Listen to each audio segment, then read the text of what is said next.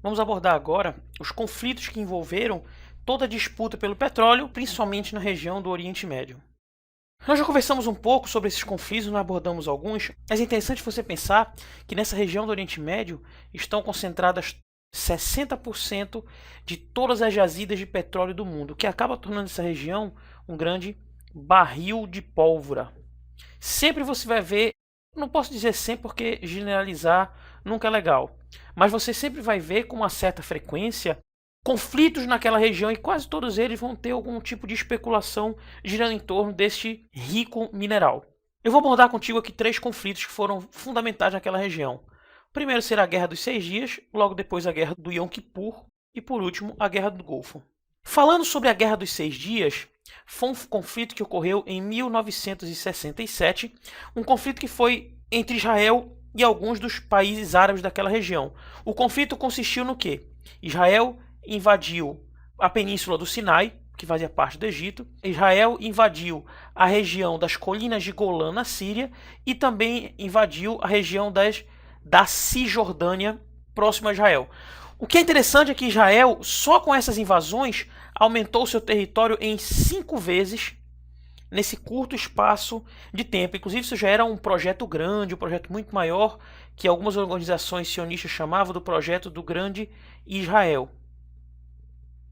Aí você já começou a ter um conflito muito grande entre essas nações. Isso aqui, inclusive, é uma foto do conflito. Só que tudo, vamos lembrar, vai ter uma retaliação. As nações árabes que participaram desse conflito, que foram a Síria, Cisjordânia e o Egito, principalmente Síria e Egito, elas sofreram uma derrota extremamente humilhante. É quando nós chegamos em 1973 e vamos ter a chamada Guerra do Yom Kippur. Durante esse período, entre 67 e 73, tiveram uma infinidade de tentativas de reaver diplomaticamente esses territórios que foram ocupados por Israel. Como eu te disse lá anteriormente, Israel aumentou em 5 vezes o tamanho de seu território. Inclusive, a ONU tentou interferir para que Israel devolvesse esses territórios. E como não houve nenhum avanço nisso, é quando os governos da Síria e do Egito resolvem atacar Israel como uma forma de retaliação àquela derrota humilhante ocorrida na região 6 anos antes. E o que é mais interessante é que a escolha da data ela não foi por acaso. Yom Kippur é uma data conhecida por Israel como o Dia do Perdão. Há uma comemoração, inclusive, a isso. E é um dos principais feriados religiosos do calendário judaico. Conforme esperavam os comandantes militares egípcios e sírios, a maioria dos soldados israelenses elas estavam desmobilizados, estavam distantes dos quartéis devido a esse feriado. Eles se aproveitaram dessa fraqueza.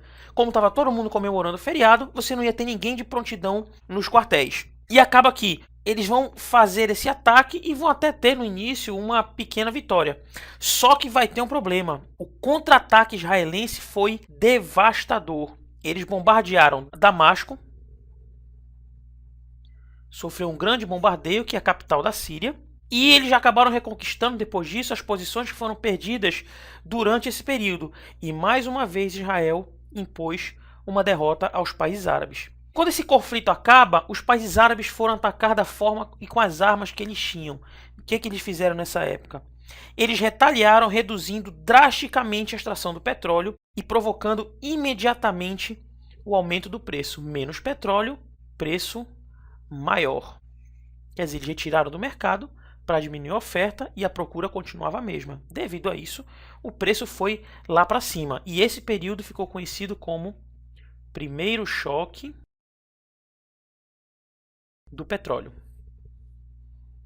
Os países árabes atacaram com a arma que eles tinham e que acabaria que esse tiro que esses países árabes deram com petróleo reverberaram no mundo todo.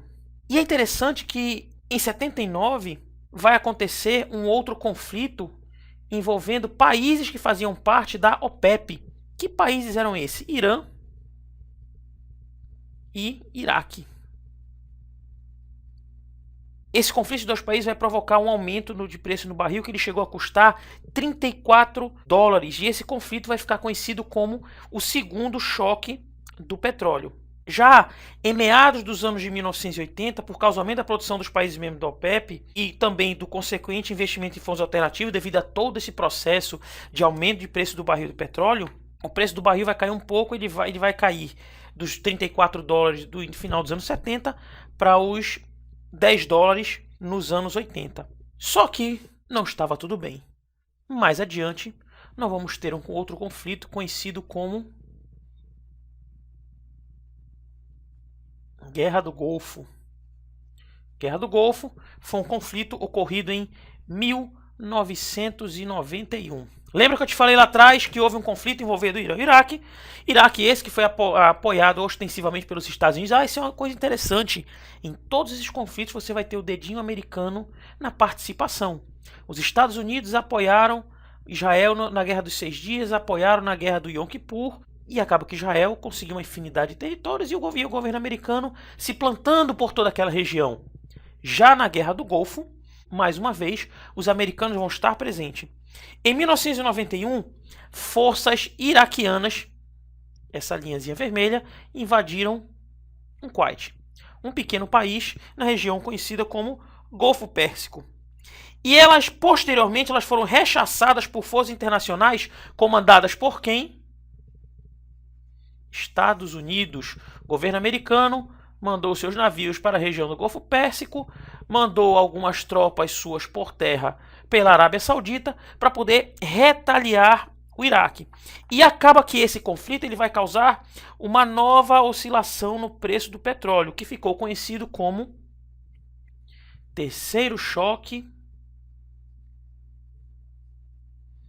do petróleo. Iraque, grande produtor de petróleo, vai estar envolvido no conflito. Kuwait, grande produtor de petróleo, e mais uma vez a produção cai, vai ser reduzida e mais uma vez o mundo vai pagar o preço por esse problema.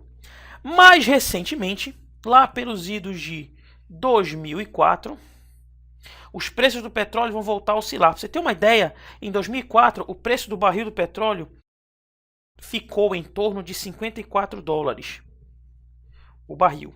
Na época foi a maior cotação ocorrida nos últimos 20 anos. Lembra que lá nos anos 80 ele chegou a custar 10 dólares esse barril.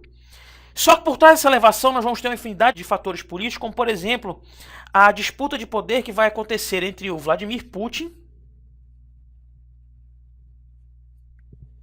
contra alguns dos mais ricos empresários da Rússia. Vladimir Putin vai criar uma contenda entre os ricos empresários russos. A prisão de um empresário ligado a esse setor, para você ter uma ideia, desse setor petrolífero, e o grande risco de desabastecimento do mercado mundial, lembrando que a Rússia é um dos maiores exportadores do mundo, elas vão ser o estopim para que uma nova onda especulativa surja e, mais uma vez, o petróleo vai ser alçado para valores altíssimos.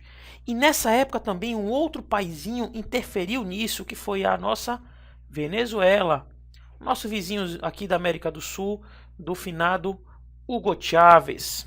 Em 2004 vai ser tentado um golpe militar para poder retirar o Hugo Chávez do governo.